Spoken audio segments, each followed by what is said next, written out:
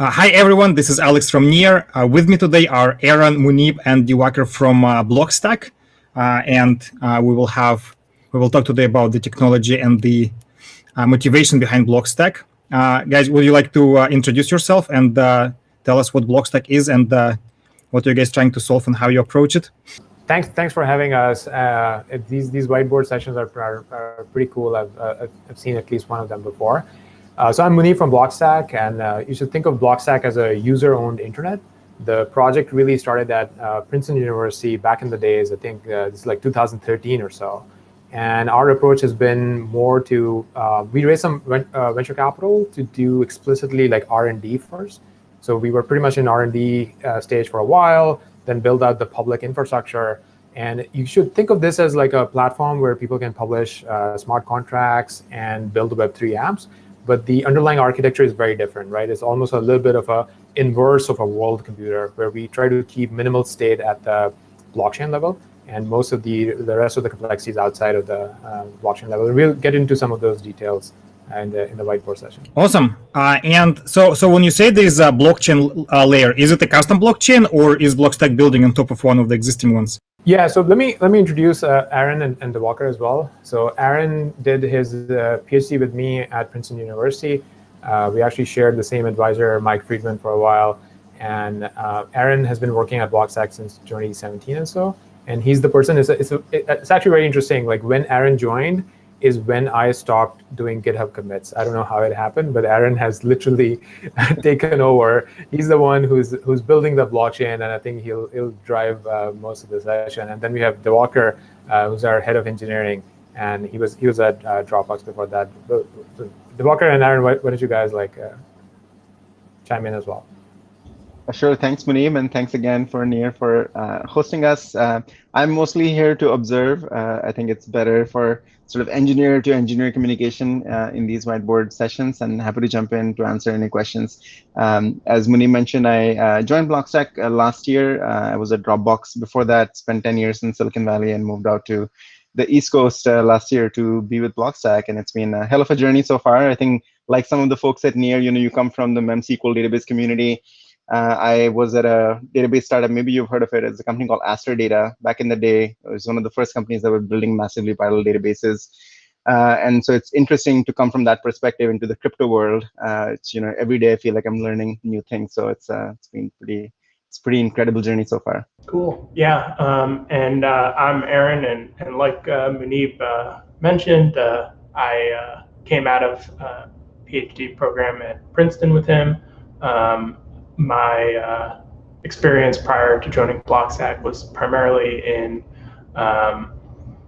distributed systems and security, with like a little bit of sort of applied language work, some compiler work, stuff like that.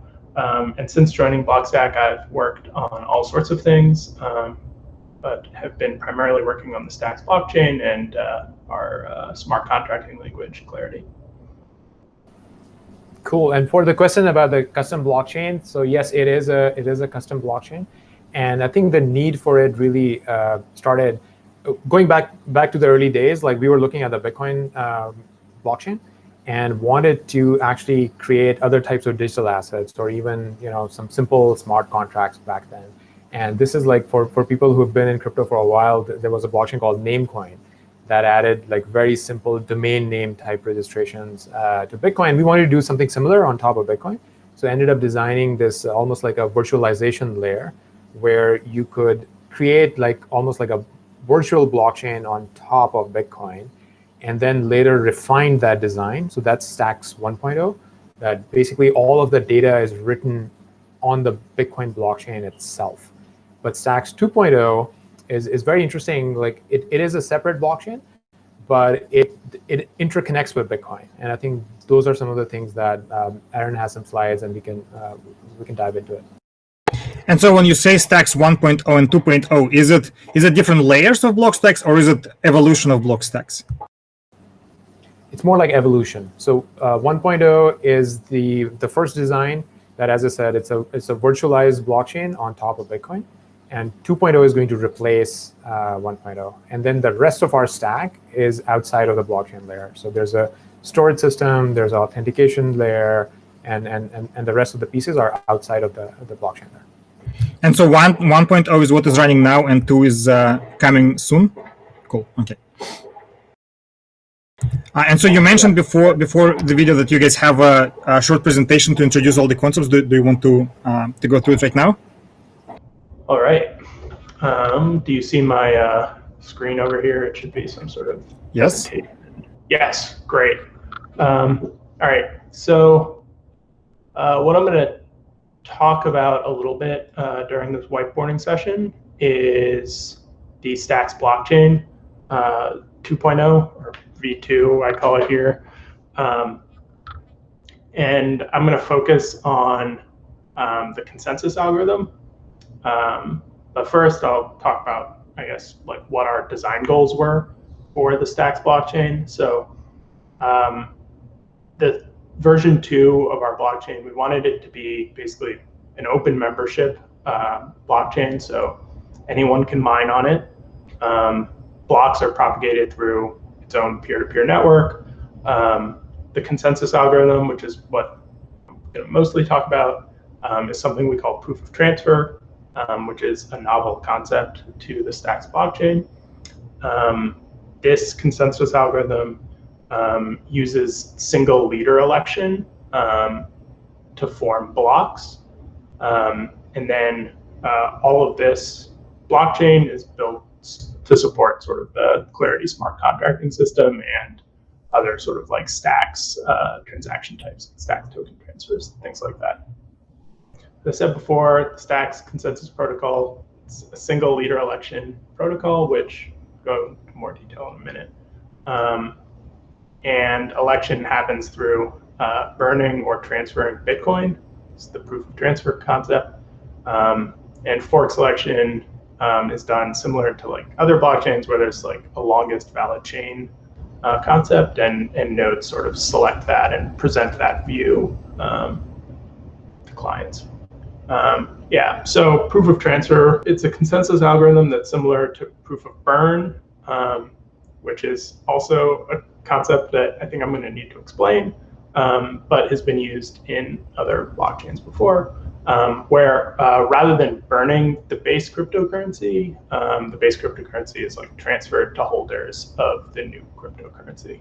So you can think of proof of transfer almost as like maybe a more efficient version of proof of burn. Yep, and Aaron, I'm quickly going to chime in here a little bit that the problem here that we were trying to solve was that Bitcoin has a limited scripting language by design. Bitcoin is very hard to change by design, and those are features. And if we want to have like full smart contracts, or if we want to add certain features to a Bitcoin-like protocol, trying to start a new proof of work chain is something that we were a little bit skeptical of, right? Because especially in the early days, you wouldn't have a lot of mining power there. So we looked at things like merge mining, and it has its whole separate set of issues. But we are basically trying to solve the problem of how do you bootstrap a secure blockchain, right? And we were circling around basically how do we reuse the security of Bitcoin so that you don't have to go through the initial phase of like getting a lot of hash power on your blockchain so that it's actually secure. But obvious question is, there's Ethereum, right? And Ethereum has smart contracts. So why would Ethereum not work as a base layer? Yeah, I think Ethereum, it's a little bit like Blockstack predates Ethereum, and we just happen to be in a very different school of thought in terms of the technical design. Like Ethereum is in the camp of they're very comfortable with the world computer type approach that everything can be done at the blockchain layer. They're trying to scale the blockchain layer, and I know that obviously they've launched a successful proof of work network that has reasonable security attached with it. But repeating those events it's a little bit hard. The long tail of proof of work chains are actually not that secure. It doesn't take that long or that much money to actually attack the long tail of proof of work networks. And Ethereum in general, like building on top of Ethereum is a little bit like going against the rest of our design principles, where we think that the blockchain itself is very bloated, very complex, whereas we want to keep it very simple and have the rest of the complexity outside of the blockchain. Makes sense.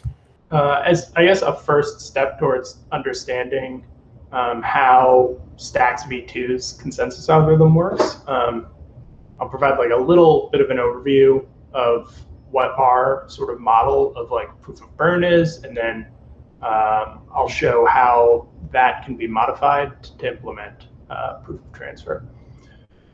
So in our consensus algorithm, a proof of burn system is a system where in order to mine a block, would-be miners announce a block commitment on the Bitcoin chain. What this block commitment is like the hash of the Stacks block that they would like to form, and it's announced to the rest of the network through the Bitcoin chain. So the Bitcoin chain supplies you with sort of a strict ordering of these announcements, and it also ensures that other network participants all see it at the same time. Now, along with this commitment, this hash commitment, each miner is committing some amount of Bitcoin to this block that they're building. The reason that they do this is so that there's some sort of like capital expenditure associated with block formation, so that people can't just like assemble blocks willy-nilly. Now, these block commitments are scored according to how much Bitcoin they've transferred.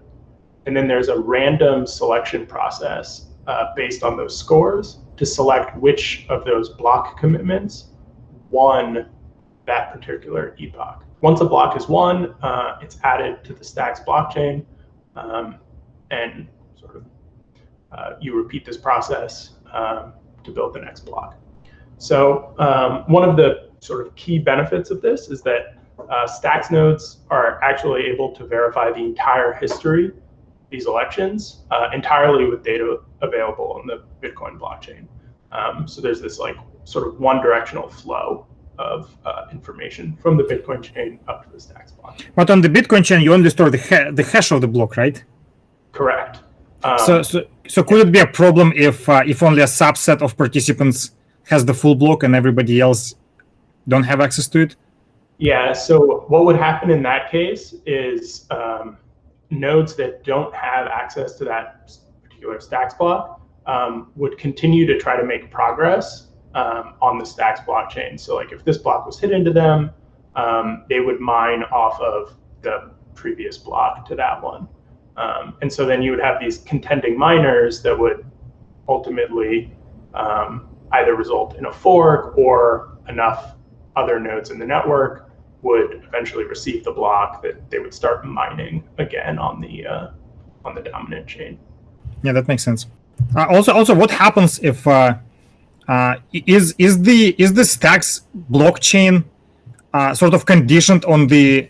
Is it specific to every particular possible Bitcoin chain head? So for example, if there's a rework in Bitcoin, does it automatically rework the block stacks? I see. Yes. So if there is like a fork or reorg in the Bitcoin chain, it will like invalidate some of those block commits. The block commits will get like moved around, and the elections these leader elections would be calculated on the now reorged Bitcoin chain. Yeah. So would it be a valid way to think about it that like one way to think of it would be to consider a particular Bitcoin chain, right? So every node, by looking at a particular Bitcoin chain head, will deterministically determine every single leader election from the genesis all the way up and build a chain, right? So if the Bitcoin reorgs, there's a deterministic way to derive a new Blockstack chain, which is different. Yes, exactly. So again, this process for proof of burn is basically that a miner is going through this sort of 3-step thing where they're committing some amount of Bitcoin to a burn address, so it's an address that can't ever spend that Bitcoin in order to get to participate as a miner. These are used as inputs to leader election that everyone can see, and it uses a process of cryptographic sortition using a verifiable random function, so that every node in the network is sort of computing the same random value. And then once one of these commitments is selected, you're able to assemble the block onto the Stacks blockchain. So what prevents me from being able to grind the random value? Yes. So the input to the random value. So there's two sort of major inputs to the random value. So one is a seed, which was a VRF output from the prior round. So the winner of the prior round, they use their VRF public key to generate the next seed based on the prior seed. So there's some randomness there. The second is the Bitcoin block hash is used as an input to the cryptographic sortition. And what that input does is it says, sure, you could try to grind on this random seed, but every time you try to grind on it, you're essentially trying to discover a new Bitcoin block. And so it's very hard to come that's up expensive. with. So just to understand better, why would just the Bitcoin block hash not be sufficient without the VRF? Right. So the reason that the Bitcoin block just by itself isn't sufficient is because we don't want like a Bitcoin miner to be in a situation where they sort of exclusively know what the next seed is going to be without like the stacks block having already been announced. I see. So in this case, effectively, the block producer has one bit of influence, right? Because they can choose not to tell the VRF output, right? And so the network will have to operate somehow, right? So it will be skipped. And the Bitcoin miner has one bit of influence because they can choose not to publish the block if they don't like it, right? But at least for the latter of them, it will cost them 6 BTC not to publish the block. Or actually, when we say Bitcoin, we mean BTC, right? Not B. Yes. Okay. There are disagreements in the community. Yes, yeah. So this would be BTC. I think I have an example here of how a leader election might look. So in this example, we have 3 miners trying to compete to assemble the next block. Miner A burns 2 BTC, and then miners B and C both burn 3 BTC. And so they get these scores.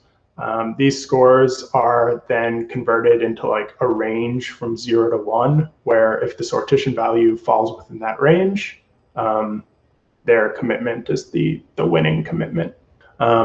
So let's say the random sortition value was like 0.55, then miner B would be selected. And since miner B was like committing to building on top of chain tip 3, their next block will turn the stacks blockchain into a length 4 chain, and it'll sort of progress that way. So in this case, imagine that imagine that A was building on tip 2, C was building on tip 3, and B was building on tip 1. Yes. Would the chain shorten if they won? So no, it would not, because ultimately nodes are going to follow the longest chain, or by default, honest nodes are following the longest chain. So if miner C, like let's say miner C was committing to chain tip 1, if they were honest, like maybe they're doing that because they just haven't received blocks 2 and 3 yet, then what that'll do is it'll introduce like a new chain, but it'll be shorter. Other nodes in the network that see it and see the other chain would choose the other chain instead. Right. So effectively, block will be produced, right? It's just that it will not change the tip. So I guess, well, maybe you will cover it later, right? But I presume this happens in some sort of time intervals, right? So will the time interval be effectively skipped in this case? In a certain sense, yes. So like it'll have a impact on the like I guess the like block length of or block the canonical chain. The height growth rate of the canonical chain will be shortened, but this same number of blocks will be produced. You could think about it as if like a Bitcoin miner was mining off of a like very, very old chain tip. So they're assembling what they know is going to be a shorter chain. that's in some sense wasting hash throughput of the Bitcoin network. And so it sort of slows it down in that sense as well. Yeah, that makes sense. So here in this example, it was like if random sortition actually returned like 0.15 in miner A1, then they would assemble this block, which would be a fork, where you have two possible length 3 chains. And that gets into this question of like, how do you do chain selection? So the chain selection rule in the Stacks blockchain, like I just said, is you select the chain with the most blocks. And in the event of a tie, you have to select one randomly. So why randomly and not, for example, the one that was earlier? Because that leads to like an easier greedy mining. I see. Yeah. Like that's like the classic Bitcoin 25%. Yeah. Yeah. Ultimately, what will happen here is like whichever miner wins the next election, like whichever one they sort of randomly selected would tend to be the dominant chain. So like the next one is building off of this fork, and then if the rest of the network is operating honestly, one of the forks will come to dominate. And how frequently does the process happen? So it happens at every Bitcoin block. So roughly every 10 minutes. And so if there's no, so effectively in every Bitcoin block there are proposals for a next block, and as per processing every Bitcoin block, we're choosing the next block. And if nobody proposed, I guess, then there's no block. Correct. If nobody proposes a block during Bitcoin block, then yeah, you would have no sortition for that. And this is Stacks 2.0, right? So this is not live yet. Correct. I see. Though we do have a working testnet for this. So what is the incentive to, like presumably that cost me quite a bit of money, right? It cost me the transaction cost plus the burn/transfer. So what is the incentive for me? Yeah, so as a miner, when you win a block, you receive a Stacks Coinbase and transaction fees for transactions that you've mined. Both of those are denominated in Stacks. So one way to think about the way that a miner is functioning is like they are burning or using BTC and receiving Stacks. Does the amount of transfer matter, or whomever transferred the most will win the block? And what happens to the transfer of those who didn't win? Right. So the answer to the first question is there's this random function that's choosing who the winner is, but it's weighted by the amount that you burn or transfer.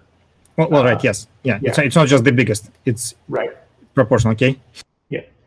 And then to the second question, even if you don't win, your commitment is lost. Like you've transferred this Bitcoin. Right. So there's certain risk. It's hard for me to tell right now without like doing computations on a paper. But if it happens that the Coinbase of Blockstacks becomes less in value than a single transaction fee on Bitcoin, then the chain will stall, right? Yes. So that's an unfortunate event, right? But Bitcoin is like 7 transactions per second. The price can go very, very higher up, right? If it price per transaction. That would be a very large deterioration in the value of Stacks, basically, because the transaction fees in Bitcoin, I think the highest we've seen in the past several years is like $20 a transaction. Yeah, that makes sense. That's how proof of burn works. And like with that model of proof of burn, basically what you get is this open membership blockchain. You get a single leader election, but in order to participate as a miner, you have to burn Bitcoin.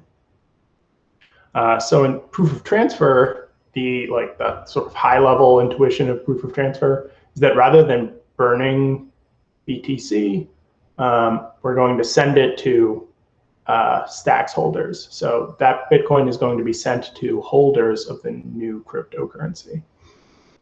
So in this scheme, the sort of flow of operations is a little bit more complex. So here, what we have is there are stacks holders participating in proof of transfer, or what they're doing is basically broadcasting some signed messages indicating that they have some amount of STX, they're locking it up for some period of time, and they're voicing some support for particular stacks chain tips.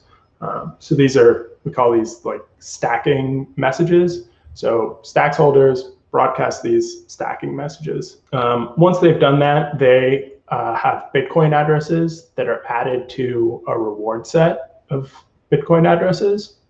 And now miners, rather than sending their Bitcoin commitments to burn address, they're sending their Bitcoin commitments to addresses chosen out of the reward set. And then once they've done that, proof of transfer sort of functions very similarly to proof of burn, in that these commitments are chosen based on their score and the random sortition value. And so the reward set, effectively every STX holder can provide a Bitcoin address?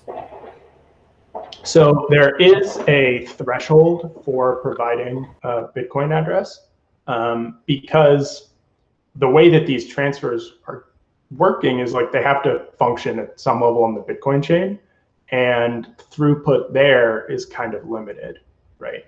But could it, for example, work in a way where everybody on the stacks chain provides the Bitcoin address, and then it just uses VRF to choose a small subset of them every time?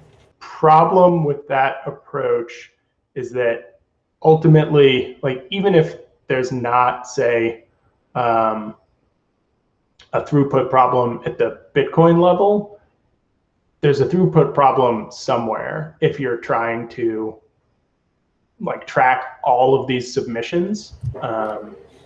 Makes sense. So, yeah. But in the current implementation, the reward set, so there's a certain threshold, and every time the STX block is mined, everybody in the reward set gets a percentage of the Bitcoin?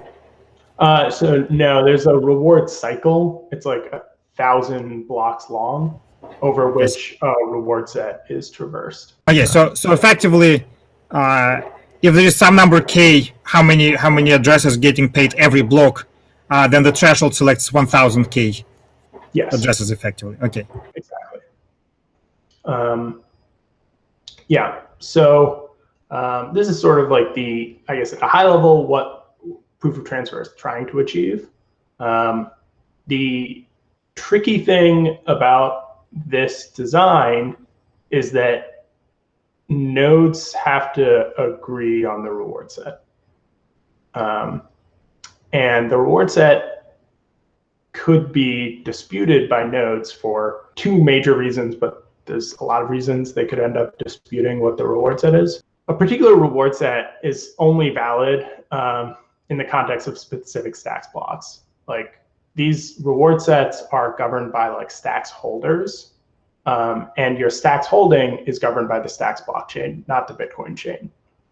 However, leader election and mining, that's all occurring on the Bitcoin chain. So miners, before they send their Bitcoin to potentially invalid addresses, they need to have some sense about what the reward set, what a valid reward set is going to be. But that doesn't sound like a problem, right? Because if I am a miner on the stacks chain, right? When I'm proposing something, first of all, there's a particular Bitcoin chain which I'm observing right now. But more importantly, I'm also saying this is the last stacks block on top of which I'm building, right? So I'm saying my stacks block will be block number 500, which is building on top of 499. As of that block 499, there's a very specific set of holders, right? Of the reward set. And naturally, I should be sending to that reward set, because if I am to win building the block, then the reward set sounds deterministic to me in that case, no? Yes, so in that case, the reward set would be deterministic, but you would have a particular sort of degenerate incentive for miners, where if there was like, so let's say I'm a miner and I have a large holding of stacks, I can send those stacks to somebody on the canonical chain, but I am still empowered to mine prior to that with a different reward set in which like I have large holdings. Right, but by prior, so the way I understand it, right? So let's say the particular tip right now is 499, right? So I can choose. I don't have that many choices in terms of what to build on, right? I'm building on 499 or 498 and hope I will win. Or if I build on 497, then my block will not be respected by anyone, right? So the fact that I will move Bitcoin to my own address, that's of course is very good, but my block will not be respected. I will not get stacks in this case, right? It will not be on the canonical chain. The only way for me to get onto the canonical chain on stacks is to build 500, right? Sort of, but like it would have this problem where, all right, so even if I'm building on block 496 or something, and it's not going to end up being the canonical stacks chain, like if I win the leader election in that round, I'm either denying the network the ability to make forward progress, or I'm able to, if I do this enough, win enough of these elections, I'm able to come to dominate the chain. Yeah, makes sense. So ultimately, you want it to be the case that in every sortition, there is like everybody that's participating in that sortition has the same view of what valid reward addresses are. So effectively, you want the reward set to be specific to the sortition, not to the tip of the stacks chain, right? Because during the sortition, different block producers have different head in mind potentially, right? But you want for Correct. all of them the reward set to be the same. Correct. Basic problems for achieving this, even in honest cases, is that there could be forks which would alter people's views of the reward set, and there could also be stacks blocks that disappear for a while and then reappear. If you have a stacks block that disappears for a while and then reappears, there might be like a reward set that you thought was valid, but then later becomes invalid, or the reward set changes. Right? Both of those are sort of similar. And the approach that we've come up with for dealing with this and ensuring that all miners have the same sort of view of where Bitcoin should be flowing is that we've broken up the proof of transfer consensus into a two-phase algorithm. So in the first phase, which we call the prepare phase, stacks nodes come to an agreement on what the reward set is going to be for the next phase, the reward phase. In the reward phase, miners iterate over the reward set while committing, while performing their block commitments. And yeah, these two phases can overlap. So a reward phase might be occurring while the next phase is doing its prepare. So the key thing that's happening in this process is that during the prepare phase, the stacks nodes are selecting what we call an anchor block, which is the block that all of them will agree on is the block that contains the reward addresses. This block basically has the property that over the course of the prepare phase, it was confirmed by a majority of the winning sortitions during that window. So like, let's say the prepare phase was 240 Bitcoin blocks long. The anchor block was confirmed by at least 120, but like there's some sort of like tunable parameter here in the protocol for like what percentage needs to have confirmed it. But at least a majority, but probably a super majority of blocks. So like if an anchor block was, or if a block was confirmed by like 180 blocks during the prepare phase, then it'll be the anchor block for the subsequent reward cycle. But so effectively throughout those 240 Bitcoin blocks, there's a voting where we only consider votes of the participants who want this attrition, right? or of everybody who participated in sortition? Right. So you could do, I guess, two things, right? So one is you could consider the vote of everybody who participates in sortition.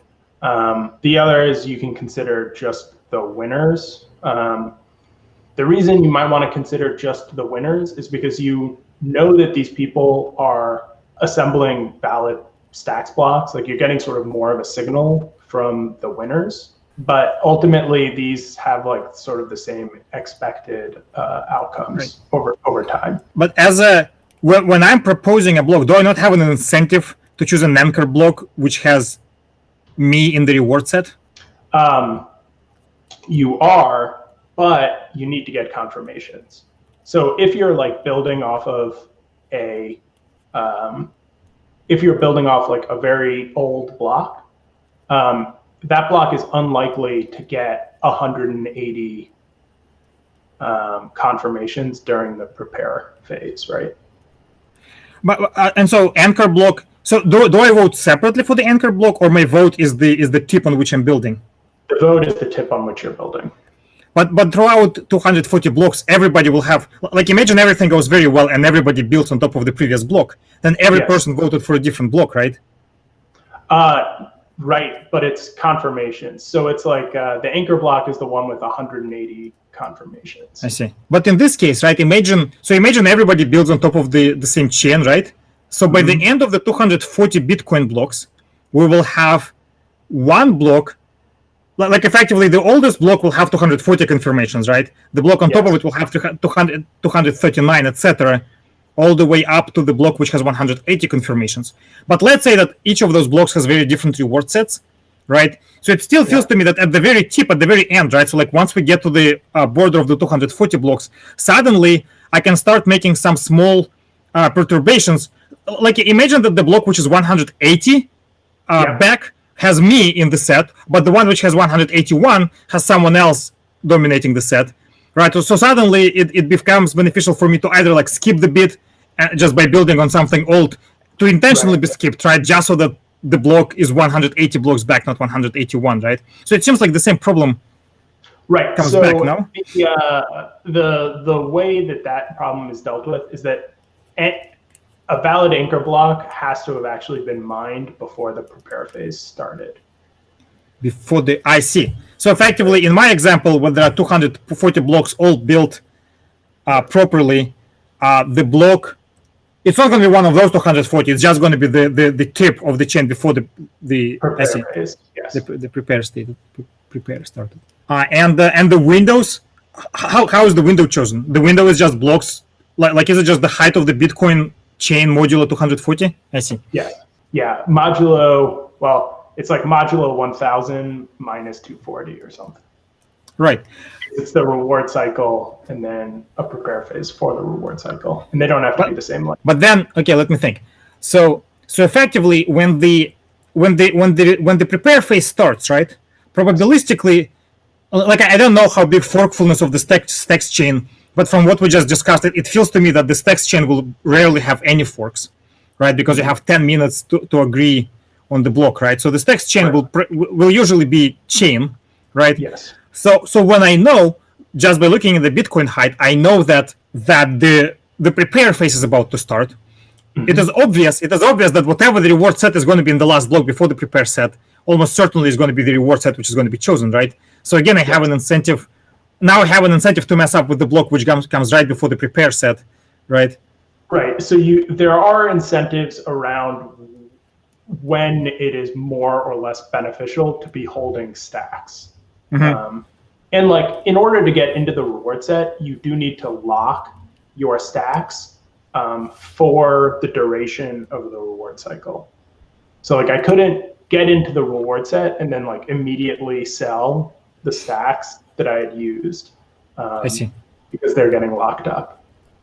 But there is some sort of like time, like there is a discrete like value to like when you issue your stacks lock-in.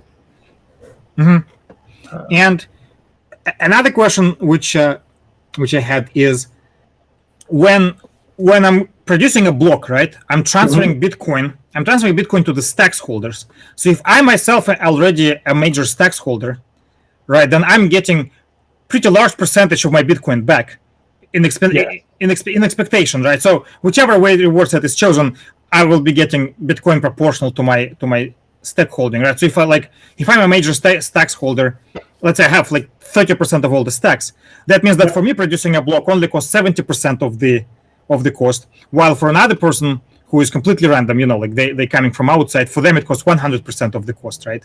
So does it not affect sort of the egalitarian part of the, or egalitarian component of the system? So I think there's maybe two ways to think about it. One is like, yes, these miners are getting a discount when they participate as miners and they're able to send funds to their stacks address. That is true, but like at the same time, there's not an additional, like there's not a high additional value that they're getting out of that participation than any other reward recipient would be getting, right? So if there's like whatever they're sending it to 5 addresses at a time, like they're getting like a 20% discount, but they're also still transferring like that same discount to other people. And so in one sense, it does reduce the egalitarianism of the system to a certain extent, mostly because there's this threshold for participation. But in another sense, like it's increasing the value of stacks to stacks holders. So like if you are participating in as a stacks holder, like this is a process that is ultimately benefiting you. Yep. So how far are we from the how many more concepts do we need to learn about the chain? Because I sort of also want to spend time actually talking about block stacks, right? I presume blockchain is just a minor component at the bottom which powers it. Yeah, I mean, I think this is like we've covered pretty much all of the concepts, I think. Yeah, awesome. In this, so right. And so also, I guess an important question to understand is that the block in the block stacks, the transactions in that block, they can be more complex than Bitcoin script, right? Correct. Yes. Cool. So yeah, they in the Stacks blockchain, you're able to write smart contracts using Clarity, which is our smart contracting language. Yeah. So what are the other components of the system? So I was just going to comment a little bit on the STX holders who are also mining. So one thing over there is that it really depends on the current distribution of stacks as well, and that's something that we were a bit careful of, that we were actually putting limits on the maximum amount of capital any single party can put in when we did the offering in 2017. And some of the other holders like Blockstack PBC itself actually wouldn't participate in mining, like just as a policy. And I'll go back to it's in my mind, it's a little bit of a cost of capital, right? So you are deciding to park your capital. You could have done something else with it, and you're getting some value by parking that capital. It's a little bit like, how people get loans on their Bitcoin, right? They give Bitcoin to somebody and they get a return on it. So you're parking capital as STX to get to do more efficient mining. Yeah, that I guess makes sense. Okay, let's make sure we're on the same whiteboard. So the Blockstack ecosystem as it exists today is sort of this multi-layered stack that provides application developers with a way to build decentralized applications very easily without doing a lot of transactions on our blockchain. So the way that a standard application in Blockstack is built today is that they use a library, Blockstack.js. Blockstack.js runs client-side in users' web browsers, and it does all of this like work of like building up applications and showing users data associated with them or other users through our decentralized storage system, which is called Gaia. So Blockstack.js is like primarily interacting with Gaia. What Gaia is really just a method of looking up data for a given user at a sort of server location chosen by that user. So what that would mean is, like, let's say I'm Aaron.id is like my decentralized username. I log into an application. The application tries to do some work, and it tries to look up some file from Aaron.id's storage. What it's going to do is send out a query to the Blockstack naming system for Aaron.id. The Blockstack naming system will like return some server, which is my Gaia server. And once it's returned that server, Blockstack.js knows how to form a URL to then query that server for the particular file in question. Let's say it's like foo.jpg or whatever. Like, it knows how to query the Gaia server for foo.jpg. And so in this case, the blockchain naming system, is it just the nodes which is it the same nodes that operate the blockchain? Yes, exactly. So the Blockstack naming system is like the like in the Stacks blockchain v1, there are basically two applications. There's the naming system and there are Stacks tokens. The naming system is basically just a mapping of unique strings to small packets of information, which we call zone files, which are actually just DNS zone files that tell applications where to find a particular user's Gaia server. So effectively, the Blockstack.js, it needs to locally know some like anchor nodes or something to connect to. Yes. So in Blockstack.js, so like if I'm like writing a Blockstack application, I can supply like a default node that I want it to communicate with. Like that could be a public node that like I run, or a public node run by some other entity, but I can supply a default there.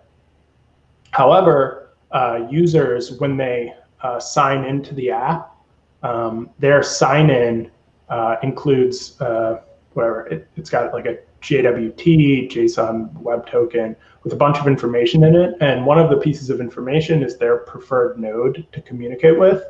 And then if that's supplied and you're using sort of the default Blockstack.js distribution, then Blockstack.js will communicate to the user specified node rather than the application specified node.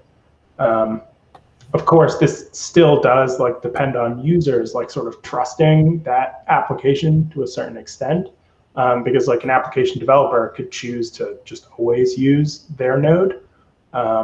However, there are web extensions and other sort of like tooling available, which ensures that like if you're using a Blockstack application, like the Blockstack application actually only ever communicates with the node that you specified. Mm-hmm. Cool. And so for storage is a separate set of nodes, right? Or that's also the same nodes who operate? Yeah. So that's a separate set of nodes. And the great thing about the storage is that it is like very much back-end agnostic. Like because you're doing this sort of recursive lookup where Blockstack.js asks the Blockstack naming system for information about where my data is stored. Because you have that that sort of indirection step, I can specify all sorts of places. Like I could just choose to store all my data in like an AWS bucket because it gets very great performance. And like I have a bucket that I pay for. The Blockstack.js is just is pretty agnostic to that. It just needs to be able to do a normal HTTP request. And so when you're saying I can choose. So I, in this case, is the user of the application or the application developer? Yes. It's the user of the application. I see. So yeah. I see. So the user. Yeah. Mhm. Yeah, go ahead. So effectively, user. It's the responsibility of the user to figure out whether data is stored, and an application can, on behalf of user, store data into their preferred storage, or what is the relationship between like the developer? Because developer, when they develop application, they need to store data somewhere, right? Yes. So in the scheme, like as designed, all data should really only ever be stored on behalf of a user, right? Like if I'm using this application, like my data is mine, it should be stored in my Gaia bucket. If application developer wants to do things where they're storing information related just to the application, or like storing things on like an application server, then really that has this effect that it sort of deteriorates some of the decentralization of the app itself, right? And this is where sort of the necessity of Stacks v2, I think, is sort of most apparent, right? In Stacks v1, like you're somewhat limited as an application developer in how you can store sort of application-specific data in a way that like all of your users would be able to see it. However, in Stacks v2, now that we have the ability to write like Clarity smart contracts, there's a lot more freedom for developers to harness the blockchain itself for storing data in like an open, verifiable, and secure way. And in this scheme, right, that we have on the whiteboard right now, it is the responsibility of the user to figure out where they will be storing data, right? So it could be their own server, Yes. it could be AWS. I see. So Blockstack on itself does not try to provide any storage solution, Right. like Filecoin or whatnot. Yeah. So today, if users are like sort of signing up through the default sort of sign up flow in the Blockstack sign-in experience, then like they get provisioned with storage that we're providing. But ultimately, they could choose to use something else, and like we're not going to be providing storage forever for everyone. And so, yeah. Yeah, that makes sense. And so naming system, what is the rules of allocating domain names to people? Is it like first come, first served? Do they pay STX for getting the domain names? Yes. So the answer is yes to both of those questions. Like it is first come, first serve, and you pay to get a name. And there's like rules governing how much it costs to get a name. Like shorter names cost more, names without numbers cost more, things like that. Yep. And all the names, the hash map is stored on the blockchain, right? Correct. So all of the names themselves are stored on the blockchain. The associated data with the names, the zone files, are not stored directly on the blockchain. There's like a separate peering network that's sharing those zone files around. The reason for that is because like the zone files themselves are not like consensus bearing, right? Like you don't have to wait until you have all of the zone files to continue processing operations on the blockchain, but like it's good to have that data. So. And how is it ensured that the zone files don't get lost? It's not. If the whole peer network disappeared, no one would. You wouldn't be able to reconstruct it. I see. Is there some sort of? Actually, let me think if that question makes sense. So I guess one question is why. So if I'm using the service, right, and I know where my storage is, why do I even need Blockstack naming system? Why would I not just locally say, well, use that storage, right? Right. So the reason is because like if you want to participate, like if you want to use this application with other people, right? So like let's say you and I we're going to communicate, and I'm Aaron.id and you're Alexander.id, right? You've stored some really cool photo on your storage and you want to share it with me. Like, I need to know how to read it from my client. I see. So that is accessible to other participants as well. Okay, that makes sense. So who, in this case, who has access? Like, can everybody in the system change the zone files associated with names? And if not, then what authenticates me? How do you know that that's me and not someone else? Right. So in order to change the zone file hash associated with a name, which is the thing that's getting stored on the blockchain, in order to change that, you need to issue a signed transaction where the key that signs the transaction is like the owner key of the name. So like when you register a name, you assign it to an owner key. And you mentioned before that there are extensions, right? But it sort of also implied that I can use Blockstack without an extension. So if I'm using it without an extension, what is responsible for the keys management? So for key management, there's a couple things that happen. So one is that when you sign into an app, the app is not given your like name owner key. It's given an app specific key. So if you're familiar with like a hierarchical derivation keys, so like all these keys are SecP 256K1 keys, which means that you can do key derivation on them. So what we do when a user signs into an application is that we take their identity key and then we derive a path to an application specific key. So that the application is only ever given this app specific key. So it couldn't like affect data from other applications.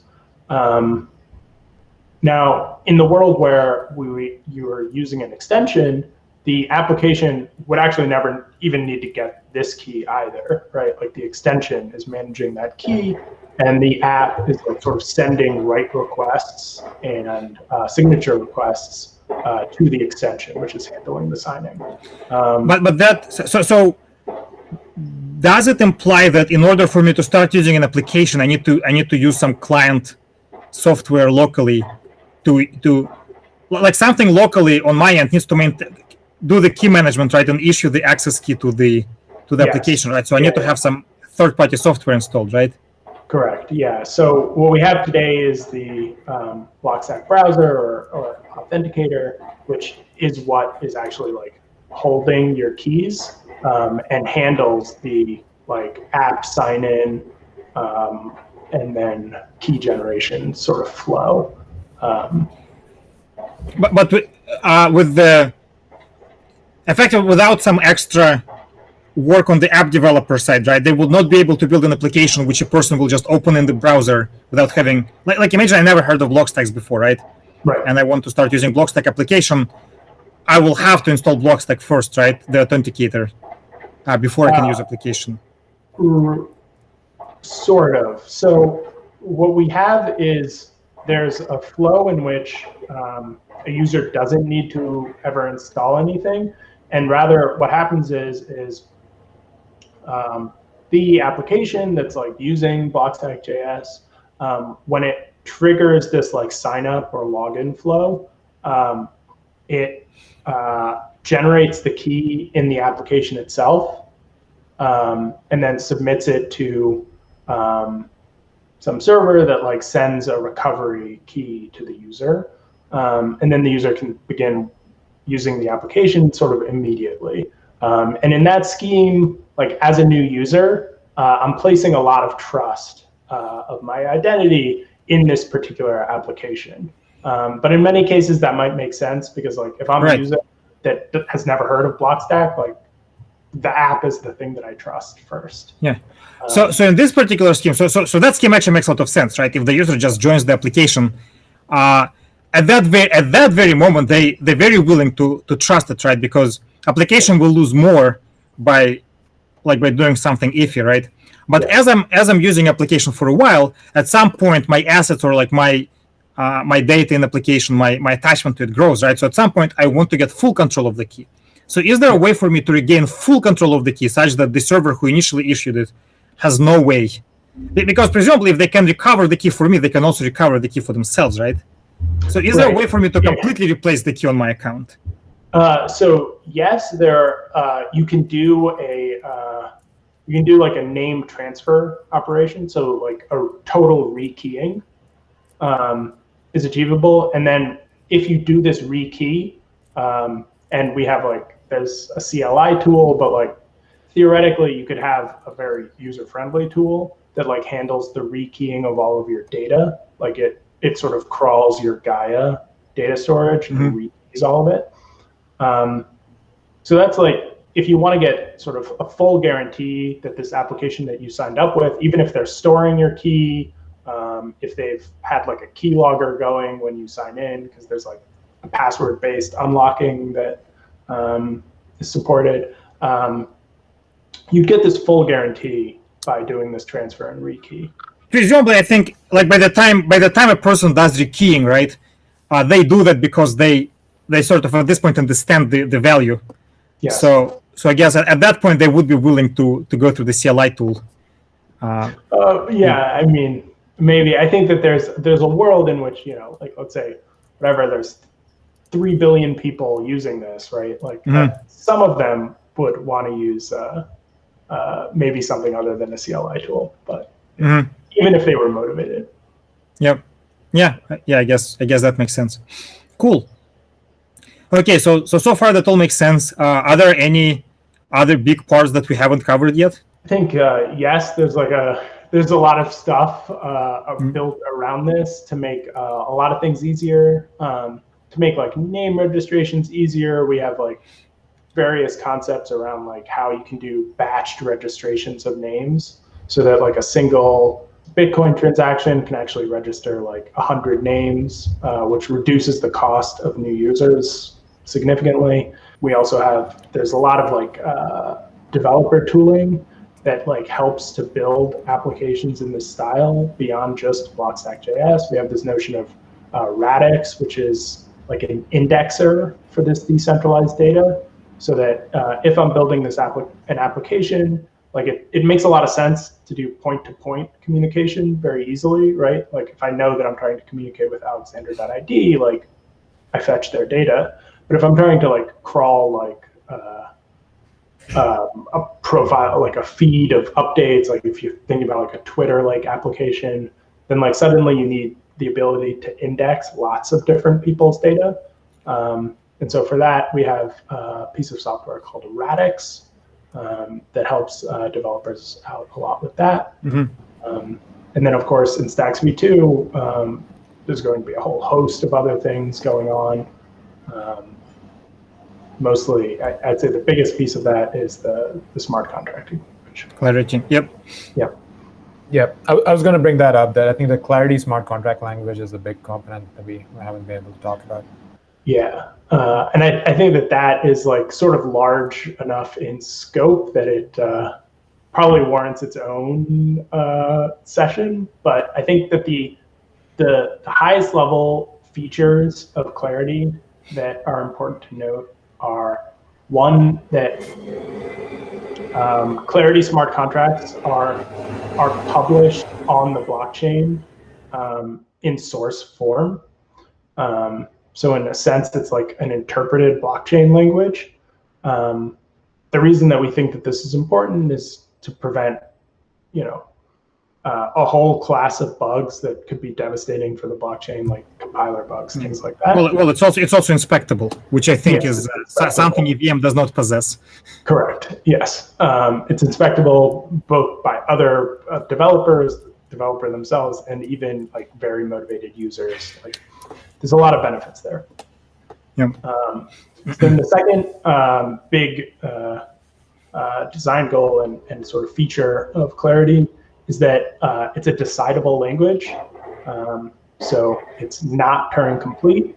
So any smart contract that you publish in Clarity has like a very specific upper bound on the running time for all of the operations in the smart contract. That allows the blockchain itself to do like static analysis to determine the cost of operations before actually executing them. It also enables like whole classes of analysis tools for developers themselves to make writing smart contracts easier, safer, and build more confidence for their users. And then I'd say the third most interesting feature of Clarity is support for conditional transactions, like we call them post conditions. But basically, as a user, if I'm calling a function on any given smart contract, my wallet software or whatever tool I'm using to generate this transaction is able to add post constraints onto the transaction. So these post constraints could say something like, I'm calling this function, but abort this transaction if more than X amount of some tokens are transferred from my account. Or like if I'm issuing a transaction to an exchange, I can specify specifically how much I'm expecting to spend and how much I'm expecting to receive. Yeah. So yes, exactly. There's an exchange called 1inch running on Ethereum, so they have a similar feature. They're sending a transaction to various exchanges, but they also always validate at the end that the transaction went at the expected price. So it is doable on Ethereum, but you would have, like, you can have wallet extend the transaction itself, it sends, right? But yes, it's more complex. Right. Yeah. So here you get it as like a language feature. Like it's a sort of a first-class feature of the Stacks blockchain. So so you can do it on any smart contract. Yep. Mm-hmm. Cool. Awesome. And I have one small question, which is in the Blockstack, right? Every user has their own storage, right? So effectively, I, at my own discretion, can at any point terminate my storage, right? Yes. Which, like an expectation, it sounds to me that for many applications that will create very suboptimal user experience for the other users, right? For example, if it's some sort of Instagram, right? Suddenly other users, they see like missing pictures or whatnot, right? So I guess maybe I answer that in two ways. So the first is that application developers should be able to deal with these kinds of cases and not just like display broken images. And then the second answer to that is that, like, yes, it might deteriorate the experience of other users if I decide to delete my Instagram account without informing Instagram. But I would argue that it should be my right to do that because it's my data. Yeah, I agree. Cool. Okay, so I think we covered quite a bit today. It was very interesting. Thanks a lot for joining me and diving deep into Blockstack. Cool. Of course. I enjoyed it. Thank you. Yeah, thanks a lot.